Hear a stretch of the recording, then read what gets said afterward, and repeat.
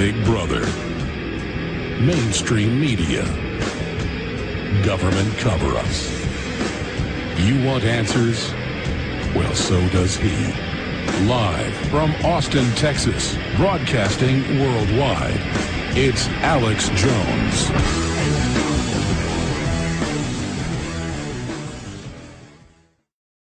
But joining us is Gerald Celente of trendsresearch.com to go over his 12 trends of 2012 coming up because he only got to a few of them. I'd like him to start over and go through those with us today, trendsresearch.com. Gerald, thanks for joining us today.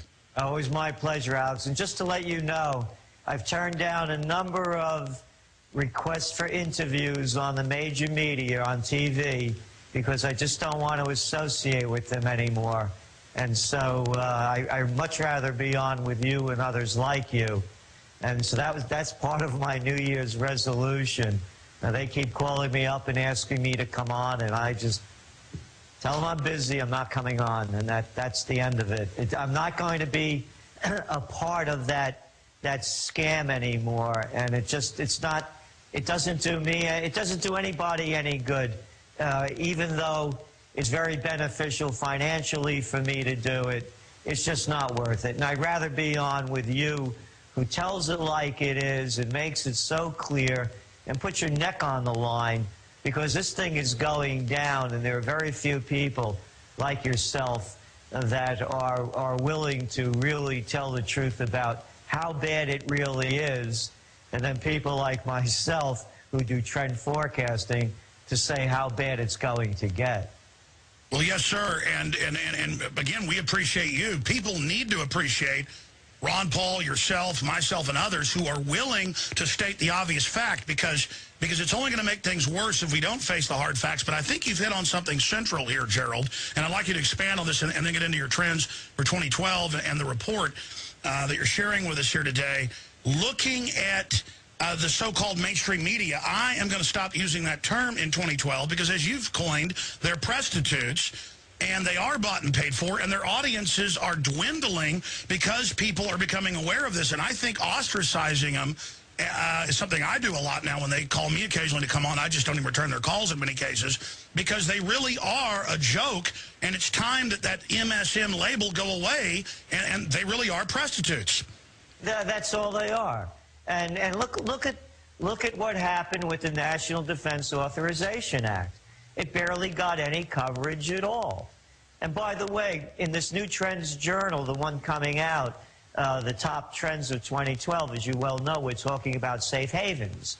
And people have keep coming to me and say, how about Argentina? How about Argentina? And I said, you know, I was down there about a year and a half ago, and it's not the right place. Anything could change at any time. And they have really a history of clamping down on people. But a lot of people are still going down there. Well, guess what they just came out with 2 days ago? They passed a law that copies the National Defense Authorization Act and then trumps it.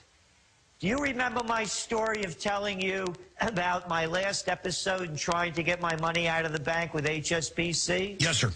Well, now in Argentina, you could get 15 years in jail for taking your money out of the bank if they don't like the way you're taking it out. You can get 15 years in jail now in Argentina for protesting against the government. What I'm saying is, Alex, it's clamping down all over the world. In Hungary, democracy is shot. They have this government in there in the last several weeks. They've been jamming through legislation that's cutting out other opposition media. It's putting clamps on people's dissent. It's going on worldwide. And the reason it's clamping down, as they've done with here in the good old USSA, is because they know that the financial Ponzi scheme is collapsing, and they are going to do everything they can to quell dissent.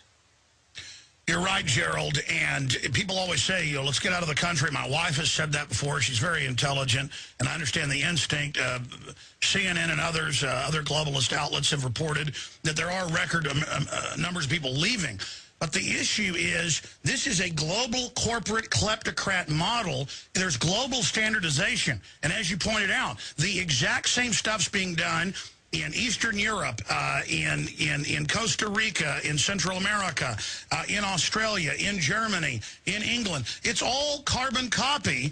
And there's the headline, new Argentine law adopted, broad definition of terrorism, including taking your money out of the bank. So that's it. I mean, worldwide authoritarianism is here because the very same financial crooks are running it. And so we got to stand and fight, basically. Yes, and let's, again, we call them by their proper name, the money changers. That's all they are.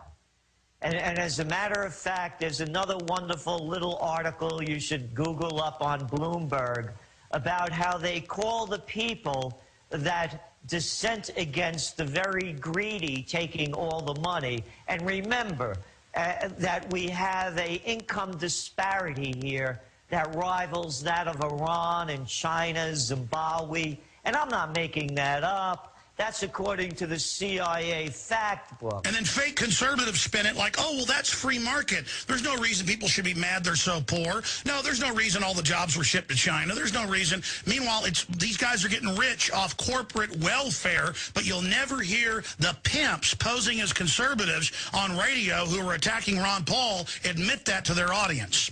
Right. So if you Google up this, you'll see that people like Jamie Dimon and this guy Marcus, who created Walmart, not Walmart, excuse me, Home Depot. Home Depot, Lowe's, aren't they wonderful? They put all of the people that used to own hardware stores out of business because they know how to do the big deals. He says that people like you and I or others that complain about this, do you know who we are? We're imbeciles. That's right. They create jobs. You have these jerks that are saying things in this article in Bloomberg that when they call us imbeciles, like this one guy, I think his name is Cooperman or something, a hedge fund guy, and he says, don't these people understand? We make it possible so they could stock the shelves with Christmas stuff. No, you don't. You're a hedge fund guy. You're a gambler. And the gambling club is very tight, and you're all doing deals with each other. So let's make this really clear. You're not the best and the brightest. You're high-stakes gamblers that'll screw your mother to make money because Mr. Cooperman or Mr. Marcus or Jamie Dimon, you're just like John Corzine, MF. You're a bunch of MF money junkies, and you want it all, just like any heroin addict. So I suggest you look up that article, and as we go into the new year, we have to put the proper name on these people. As you said, they're prostitutes in the media, they're money changers and loan sharks. They are not bankers. Yeah, a banker is somebody who actually loans you some money at a low, reasonable rate in your town to build something. But the mega banks on record are trying to shut down all the small banks and credit unions. They're trying to mop up any competition. But, Gerald, expanding on your trends, I want to start getting into the 12, recapping some of the first we covered and get into the 6 or so we didn't the other day. That's why you're back here with us breaking this down. But here's CNN. Gun sales at record levels, according to FBI background checks. And it says that 1,534,413, but they have actuaries that's just for the FBI background check. So they estimate more than 2 million guns were sold in December, an all-time record, breaking previous records. And they've done surveys here asking people why they are buying guns, and they say they believe there's going to be a collapse and that they don't trust the government. Look, folks, it's another illusion when we say nobody's waking up or my neighbors laugh at me. You may have some, addled, brainwashed neighbor who buys into this, but they are the minority. Most people just don't trust their neighbors, so they act dumb. Most people Okay, and most police I talk to, and most military, and look at how they give most of their money to Ron Paul. That's proof right there.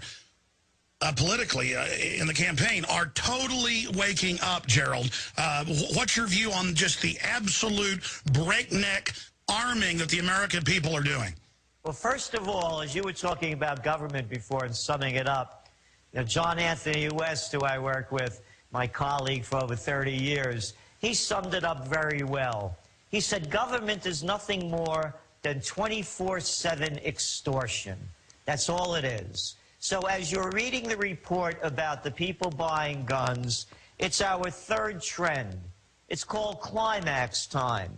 In 2012, many of the long-simmering socioeconomic and geopolitical trends that we have forecast and tracked will come to a climax. Some will arrive with a big bang, and others less dramatically, but no less consequentially. So the people in their gut, they know it's collapsing, and they're taking preparations for the worst. And the worst is coming upon us. Well, let's start at the beginning. Let's race through the 12 trends here, Gerald. Well, the first one, of course, is economic martial law. I'm warning people, as I've said, I've been having difficulty getting my money out of the bank, and people are emailing me every day and telling me of their problems as well. So again, I don't give financial advice. You know my motto, think for yourself.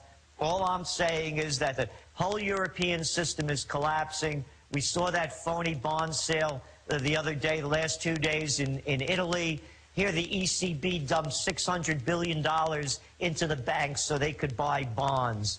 So this is collapsing. I believe they're going to call an economic martial law. The second trend, battlefield America. As you well know and have been well talking about, and you're doing a great job with your writers in detailing what the National Defense Authorization Act is. The battlefield America is being put in place, I believe, to take care of the economic martial law, because there's just imagine if the nation shuts down, the chaos that we're going to see, and from the martial law, the economic martial law. And so things are being put in place, which brings me to the third trend, which is climax. This is the year it all starts falling apart. There are no green shoots. There is no recovery. As you pointed out, those phony little numbers they throw out there, you know, like housing starts, you know. Oh yeah, they're up a little bit, but the whole thing is really going down. Housing prices have fallen worse than they have during the Great Depression. What more do people have to know? And it's not only in the U.S., it's everywhere. And those bubbles now that they created in other countries to try to prop it up, those real estate bubbles, they're collapsing as well. The next trend, you talked about it a bit, and it's the technocrat takeover. And again, it's fascism, the merger of state and corporate powers. Let's stop calling them technocrats. Who's in Italy? Mario Three-Card Monte. Who's over in Greece? Greece, the cradle of democracy. Here's to you, democracy. We just put in a technocrat. Papademos, where's he from? Oh, this cat actually, he did a stint with the Federal Reserve. You mean Mr. Celente? Both of those guys are bankers? That's right. The money changers have taken over the temple in Athens, the temple in Rome, and of course the temple in Berlin, in Paris, the U.S., everywhere. It's not a technocratic takeover. It's the end of the forward democracy that they've tried to tell us that we have, and it's fascism. Capisce? Let's call it what it is, Mario Monti. You should know. It's happening everywhere. You're right. Stay there. More trends straight ahead. Gerald Celente. We'll be right back.